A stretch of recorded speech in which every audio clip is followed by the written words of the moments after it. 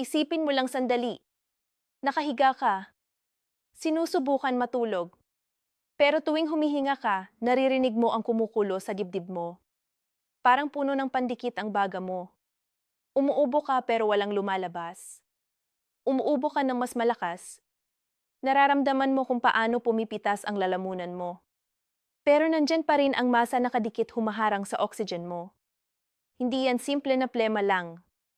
Ang nararamdaman mo ay ang defense system ng katawan mo na nagko-collapse na. Kapag ipinagwalang bahala mo ang congestion na yan, ang paulit-ulit na pag-ubo o ang pressure sa dibdib mo, maaaring ito ang pagkakamali na magdadala sa iyo direkta sa emergency room na kakabit sa respirator. Ang plema na akala mo ay inosenteng lang. Kung hindi ma-drain, magiging perpektong breeding ground yan. Isang 5-star hotel para sa opportunistic bacteria na pwedeng mag-trigger mula sa chronic bronchitis hanggang sa fulminant pneumonia. Pero ang solusyon ay hindi lading nasa pharmacy na puno ng chemicals na nagpapaturyo ng mucous membranes mo. Minsan, ang pinaka-advanced na biotechnology ay nakatago lang sa sarili mong kusina. Hello, ako si Elena Santos. Sa video na ito, gagawin natin ang deep intervention sa respiratory system mo. Hindi lang kita ay reveal ng 3 specific foods na maisuporta ng clinical biochemistry na kumikilos bilang powerful natural monocolytics. Ituturo ko rin sa iyo kung paano basahin ang color code ng plema mo na maaaring makaligtas ng buhay mo. At ang pinakaimportante, sasabihin ko sa iyo kung anong inosenteng pagkain ang kinakain mo ngayon na nagko-convert ng mucus mo into armored cement sa loob ng baga mo.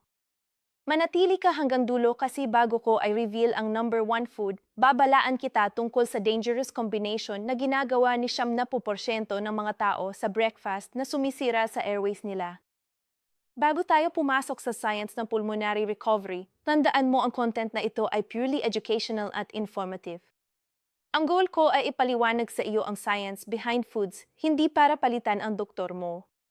Kung may severe difficulty ka sa paghinga, dugo sa plema o mataas na lagnat, pumunta ka immediately sa professional. Dito hindi kami nagbebenta ng milagro. Science lang na applied sa wellness mo. Kung value mo ang health mo at gusto mong maintindihan kung paano gumagana ang katawan mo sa cellular level, ito ang channel para sa iyo. Mag-subscribe ka ngayon para hindi ka mawala ng definitive health guide. Para ma-eliminate ang kalaban, kailangan mo munang maintindihan siya. Ano ba talaga ang plema? Maraming tao ang nag-iisip na ang mucus ay vili ng kwento. Pero sa totoo lang yan ang first line of defense mo. Ang katawan mo ay natural na gumagawa ng halos 1 litro na mucus araw-araw. Narinig mo ng tama? 1 litro. Sa normal na kondisyon.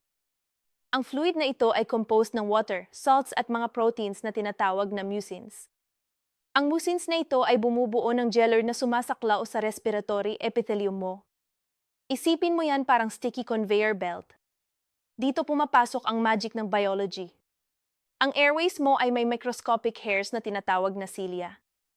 Ang trabaho nila ay kumaway ng rhythmic halos 1,000 beses per minute para itulak ang mucus na nag-drop ng dust, virus at bakterya papunta sa throat para malunok mo o mailura mo nang hindi mo napapansin. Ito ay tinatawag na mucociliary clearance. Alam mo ba na ang bilis ng bahing mo para itabway ang irritating agents ay pwedeng lumampas ng 160 km per? Ang katawan mo ay powerful expulsion machine, pero ano ang nangyayari kapag nag-fail ito? Dito nagsisimula ang problema. Kapag may inflammation dahil sa virus, paninigarilyo o allergies, ang goblet cells mo ay nagpanik at nag-suffer ng hyperplasia. Nagsisimula silang gumawa ng excess mucus pero hindi na iyan ang same liquid at healthy mucus. Ang chemical composition ay nag-change. Nag-release ng dead immune cells, cellularizer at inflammatory proteins na nagpapataas ng viscosity at elasticity ng fluid. Ang mucus ay nagiging sobrang dense na hindi na kaya ng silya mo na ay move ito. Ang conveyor belt ay tumitigil at kapag ang mucus ay nag-stagnate, nabubulok ito. Ang stagnation na yan ay ang nararamdaman mo na loaded chest. Pero hindi lahat ng plema ay pareho. Ang kulay na nilalabas mo ay direct message ng immune system mo. At ang pagkakaalam kung paano interpret ito ay vital bago ka pumili kung ano ang kakainin mo. Gusto ko na magpaos ka sandali at sabihin mo sa comments. Nakanotice ka na ba ng pagbabago ng kulay ng plema mo kapag may sakit ka? Transparent, yellow, green o baka brown? Isulat mo ang experience mo sa baba. Babasahin ko yan mamaya. Ito ay tumutulong para ipakita ng algorithm ang video na ito sa mas. Maraming taong nangangailangan ng tulong. Sa susunod na block, i-decode natin ang mga kulay na yan. Ipapaliwanag ko sa iyo kung bakit ang green ay hindi laging ibig sabihin ay bacterial infection at kung bakit ang pinkish ay immediate red alert signal. At pagkatapos nun, papasok tayo sa food number 1. Isang spicy root na may compound na tinatawag na gingerol, kaya pab na i-reactivate ang paralyzed cilia na nakita natin kanina. Hindi mo gugustuhing palampasin ang scientific explanation kung paano ang food na ito ay bumabasag ng sulfur bonds sa mucus. Tara na! Ang ipinangako ay utang. Bago ipakilala ang first food, kailangan mong malaman kung ano ang nangyayari sa loob. Ang plema mo ay hindi nagbabago na kulay dahil sa coincidence lang. Pure chemistry yan. Asifar natin ang color code.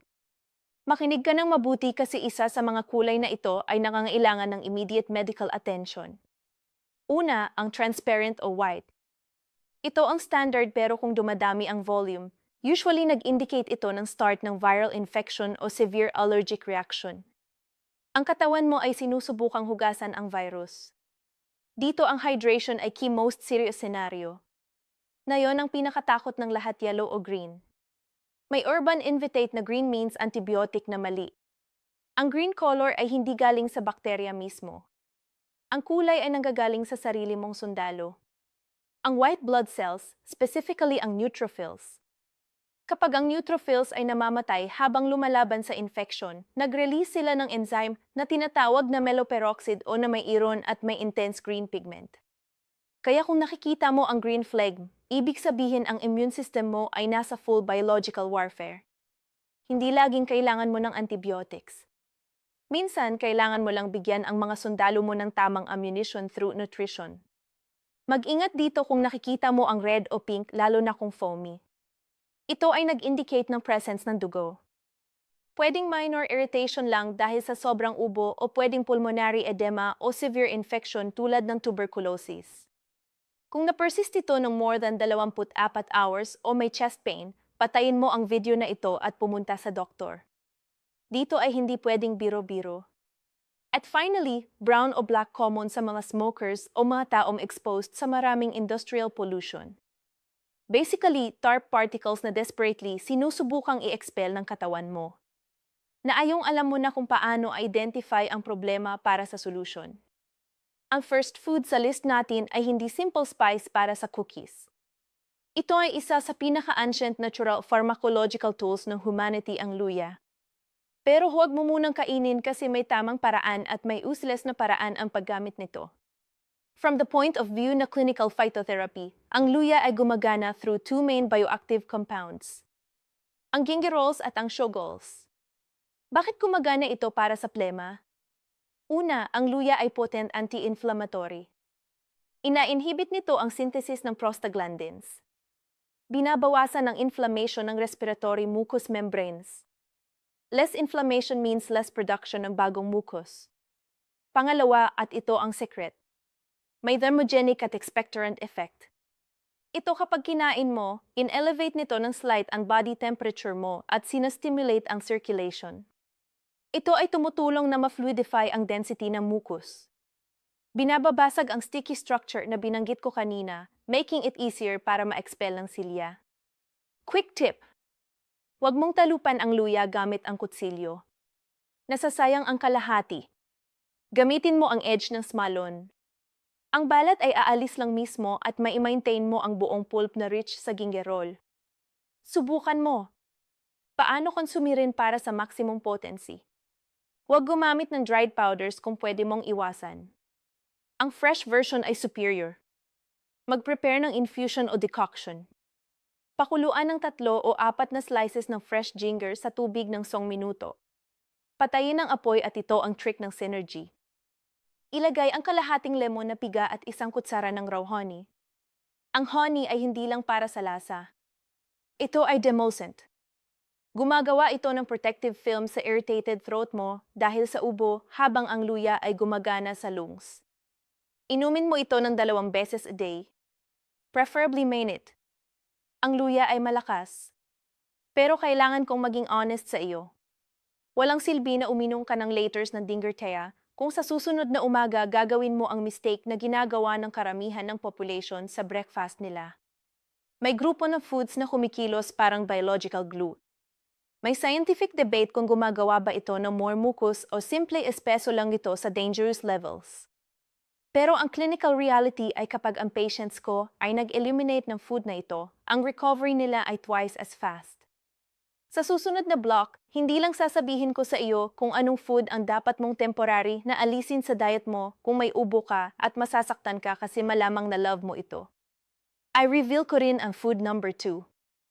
Isang humble vegetable na sigurado mong meron ka sa ref mo ngayon. Rich sa quercetin at sulfur compounds na capable na kumilos parang mild natural antibiotic. Alam mo ba kung bakit ka umiiyak kapag hinihiwa mo ito? Ang same chemical reaction na yan ay ang maglilinis ng bronchi mo. Huwag kang gumalaw kasi ang combination ng food number 2 sa sasabihin ko mamaya ay ang key para matulog ka ng buong gabi ng walang ubo. Binalaan na kita sa previous block. Kung lumalaban ka sa plema at patuloy mong kinakain ito, lumalangoy ka against the current. Tinutuhoy ko ang dairy products, cost milk, matured cheeses, creams at ice cream. Gusto kong maging very precise dito para ma-maintain ang scientific authority natin. May medical debate. Ang ibang studies ay nagsasabi na ang milk ay hindi nag-increase ng physical volume na mucus.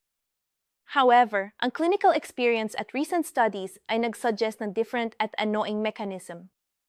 Ang main problema ay isang protein na tinatawag na casein at ang sensation ng viscosity na iniwan nito sa throat. Kapag uminom ka ng milk during irritatory condition, na-generate ng flocculation effect. Ang mixture ng fatty emulsion ng milk sa saliva mo ay lumilikha ng thickened film na sumasaklaw sa throat. Ito ay na-deceive sa brain mo. Nararamdaman mo na may more phlegm na napipilitan sa iyo na umubo ng more na nag-irritate pa ng pharynx mo at nag-perpetuate ng inflammation cycle. Expert advice. Habang may productive cough ka o congestion, palitan mo ang dairy ng clear liquids, broths o unsweetened plant milks. Subukan mo ng 3 araw. Mapapansin mo na ang feeling ng lump sa throat mo ay drastic na bumababa. Naayong na-eliminate na natin ang obstruction, dalhin natin ang heavy reinforcement. Ang food number 2 ay ang sibuyas. Preferably ang red o purple variety. Alam ko ang iniisip mo, doktor. Malakas ang amoy. Exactly. At ang amoy na yan ang magpapagaling sa iyo. Ang sibuyas ay rich sa organosulfur compounds tulad ng allyl disulfide. Kapag hinihiwa mo at umiiyak ka, nag-release ka ng volatile gas, dipropionyl at oxide na kapag na-inhale mo, sinastimulate ang hydration ng mucous membranes. Pero ang true gem ng sibuyas ay isang biflavonoid na tinatawag na quercetin. Ang quercetin ay potent antioxidant na nag-demonstrate sa in vitro studies na may antihistaminic at anti-inflammatory properties. Basically, tumutulong itong pakalmahin ang hyperactivity ng bronchi mo, allowing air to pass better at madetch ang phlegm. Sigurado ako na ang lola mo ay naglagay ng sibuyas na hinati sa bedside table mo noon kapag may ubo ka. Tama ba? At gumana. Sabihin mo sa comments kung nasubukan mo na ba ang trick na iyan o kung naiisip mo na jwikil lang ito. Magugulat ka na malaman na ang science ay sumusuporta sa inhalation ng sulfur vapors na ito during the night. Pero hindi lang natin aamoy. Pa-power up natin ito. Ituturo ko sa iyo kung paano gumawa ng golden syrup. Isang natural mokulitake na gumagamit ng physical principle na tinatawag na osmosis. Take note. Napaka-simple. 1. Hiwain ang red onion sa small pieces. 2. Ilagay sa clean glass jar. 3. Takpan completely ang sibuyas ng pure beast honey o brown sugar kung vegan ka. Though ang honey ay nag-contribute ng antimicrobial properties. 4. Takpan at hayaang mag-rest ng 4 na oras o 8. Ano ang nangyayari dito? Ang high concentration ng sugar sa honey ay nag-extract na water from onion cells, dragging with it ang quercetin at sulfur compounds papunta sa liquid. Ang result ay natural setup, potent at loaded ng active principles. Isang kutsara ng liquid na ito every 4 to 6 hours ay gentle bomb para ma-dissolve ang trap mucosity. Mayroon ka na ang init ng luya at ang sulfur power ng sibuyas, pero kulang pa tayo ng key piece. Minsan ang mucus ay sobrang malapot at may sobrang accumulated protein na kailangan natin ng something capable na literally digest ito. Ang food number 3 ay isang delicious tropical fruit na may protetic enzyme. Sobrang powerful na kung maglagay ka ng hilaw na karne sa juice nito, ang karne ay masisira. Isipin mo kung ano ang magagawa ng enzyme na iyan sa proteins na bumubuo sa plema sa throat mo. However, may garafal error na ginagawa ng mga tao sa fruit na ito. Niluluto nila o binibili sa canned. Kung ginagawa mo yan, kumakain ka lang ng useless sa lugar. Ang enzyme ay namamatay sa heat. Sa next at final food block ay reveal ko kung ano ang fruit na ito. Paano ka kakainin para makuha ang live enzyme dito, ang bromelain at bibigyan kita ng 24-hour routine para i-cleanse ang lungs mo. Hindi mo gugustuhing palampasin ang final smoothie na pinagsama ang lahat ng natutunan natin. Tara sa final stretch. Nandito na tayo sa third tita ng list natin. Kung ang luya ay nag-init at ang sibuyas ay na-disinfect, ang food na ito ay nag-dissolve. Pinag-uusapan natin ang pinya. Specifically, ang secret weapon nito ang bromine. Unlike sa previous, ang bromine ay hindi simple antioxidant. Ito ay proteolytic enzyme. Sa simple terms, ito ay molecular scissors na designed para gumupit ng proteins. Bakit crucial ito sa lungs mo? Ang malapot at pathological mucus ay may mataas na fibrin at inflammatory proteins na gumagawa nitong sticky parang fishing net. Ang bromelain ay may clinical capacity na digest ang protein bonds na iyan through a process na tinatawag na hydrolysis. Literally nilify ang structure ng mucus, allowing you to expel it with gentle and effective cough instead of yung dry at painful cough. Pero dito ka nagkakamali. Kung bumili ka ng canned pineapple o niluto mo ang pinya sa dessert, nasasayang mo ang oras mo at nadadagdag ng diabetes. Ang enzymes ay very volatile na mamatay sa heat ng pasteurization o cooking. Para gumana ito as remedy, ang pinya ay dapat raw at fresh. At may secret pa pala. Ang nakikita mo kanina ay ang ginagawa na ni 70% ng mga tao. Tinatatapon ang puso ng pinya kasi matigas. Grave error. Ang bromatological studies ay nag-indicate na ang highest concentration ng bromelain ay hindi sa malambot at matamis na pulp pero sa central stalk at fibrous heart. Kung may plema ka, ang center na yan ay medicine mo. Pwede mong i-blend ng slight water kung sobrang hirap kainin. Nakanotice ka na ba na kung kumain ka ng maraming pinya, sumasakip o naninikit ang dila mo? Hindi yan allergy. Ang bromelain ay gumagana dahil ang dila mo ay gawa sa proteins. Ang pinya ay literally kumakain sa iyo habang kumakain ka sa kanya. Ang microgestion na superficial na iyan ay living proof ng potency nito para break ang organic tissues tulad ng mucus. Okay, mayroon ka na ang ingredients, luya, sibuyas at pinya pero ang magic ay nasa order. As a specialist, inodjust ko ang 24-hour routine na ito para maximize ang broncho cleansing. Screenshot mo ngayon. 1. Sa umaga on empty stomach ang thermogenic phase. Magsimula ng araw sa mainit na ginger infusion, lemon at honey. Objective, warm ang body. I activate ang siya na inactive during the night at I soften ang throat para sa first morning exposure. 2. Midning at afternoon snack. Ang enzymatic phase. Kumain ng 2 slices ng fresh pineapple including part ng center. Objective, ipasok ang bromelain sa system para gumana sa pagdissolve ng density ng accumulated mucus during the day. Iwasan ang diary sa meals na ito. 3.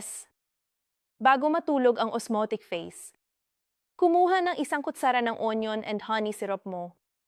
Objective ay take advantage ng antihistaminic effect ng quercetin at sulfur vapors para iwasan ang nocturnal cough attacks at allow you to rest na doon nag-repair ang immune system and tissues. Ang protocol na ito ay powerful pero may vehicle na kung wala nito, walang gagana. Isipin mo na naglagay ka ng best detergent sa washing machine, bromelain at best fabric softener, honey pero walang tubig. Ang damit ay hindi malilinis. Ang lungs mo ay nangangailangan ng specific level ng hydration para mag-flow ang mucus. Kung dehydrated ka, ang mucus ay tumutuyo at dumikit parang cement. Sa final part ng video na ito, bibigyan kita ng golden rule ng respiratory hydration. Hindi lang 8 glasses of water at ituturo ko sa iyo ang 30-second physical technique na ginagamit ng physical therapists para mechanically ma-detach ang rebellious da na kahit best syrup ay hindi ma-move. Manatili ka ng 1 minuto pa kasi ang susunod ay the final touch para makabreath ka ulit ng malalim. Isipin mo ang water slide na walang tubig. Kung susubukan mong mag-slide, mag-stuck ka sa gitna. Gasgasan mo ang balat mo. Exactly ang nangyayari sa lungs mo kung gagamit ka ng luya, sibuyas at pinya pero hindi ka umiinom ng enough water. Ang 75% ng composition ng healthy mucus ay water. Kapag dehydrated ka, ang katawan mo ay nag-steal ng water kung saan makakuha, including sa respiratory mucous membranes mo. Ang result ay dry, dense at gummy mucus na halos imposible na ma-expel kahit maraming bromine na kinain mo. Magkano ang tubig? Kalimutan mo ang generic crew ng 8 classes. Makinig sa katawan mo. Ang best indicator mo ay ang color ng urine mo. Kung dark yellow o amber, ang lungs mo ay dry. Kung pale yellow o halos transparent, mayroon kang optimal viscosity para mag-expectorate. During flu o congestion episode, subukan mong uminom ng at least 1 baso ng tubig every hour. Ito ang cheapest at most effective makolytic sa mundo. Bago tayo maggibay, gusto kong bigyan ka ng sekret ng respiratory physiotherapy na ginagamit natin sa hospitals. Minsan ang phlegm ay sobrang dumikit sa walls ng bronchi na ang chemistry ay hindi enough. Kailangan natin ng physics. Ang teknike na ito ay tinatawag na chest percussion o clapping. Hilingin mo sa natulungan ka o gawin mo mismo kung maabot mo. 1. Ilagay ang kamay mo sa cup shape o cave hindi flat. Dapat may hangin sa loob. 2. Gumawa ng rhythmic at gentle tap sa likod from lower rib area paakyat towards neck. Ang sound ay dapat hollow, hindi dry slap. Ang mechanical vibration na iyan ay tumutulong na ma-detach ang mucus from alveolar walls. Dinadalha ito sa center ng lung para ma-cough out at ma-eliminate mo. Gawin ito ng 2 to 3 minutes after ng onion syrup mo at makikita mo na ang exposure ay immediate. Nag-usap tayo ng powerful tools na iyon pero gusto kong maging very responsible sa iyo. Ang remedies na ito ay para sa common congestions, flu o mild recoveries pero may red flags na hindi mo dapat ignore. Kung mag-present ka ng 1, mataas na lagnat na hindi bumababa no more than 3 days. 2. Real difficulty sa paghinga. Feeling na kulang ang hangin mo even kung still ka lang. 3. Sharp pain sa chest kapag nag-inhale. 4. Nag-cough up ng dugo. Please iwan mo ang luya at pumunta sa emergency. Ang health mo ay priority at ang natural medicine ay complementary. Hindi substitute ng emergency care. Ang katawan mo ay perfect self-healing machine. Kailangan mo lang na huwag hadlangan ito ng dairy at bigyan ng right tools. Ang init ng luya, ang cleansing ng sibuyas at ang potency ng pinya. Kung ang video na ito ay nakatulong sa iyo na maintindihan better kung paano ka gumagana sa loob, hinihiling ko ang small favor na malaking tulong sa akin. Click ang like button at share video na ito sa taong ilang linggo nang umuubo. Maaaring ibigay mo sa kanya ang solusyon na hinahanap niya na yung ang lungs mo ay on the way to recovery.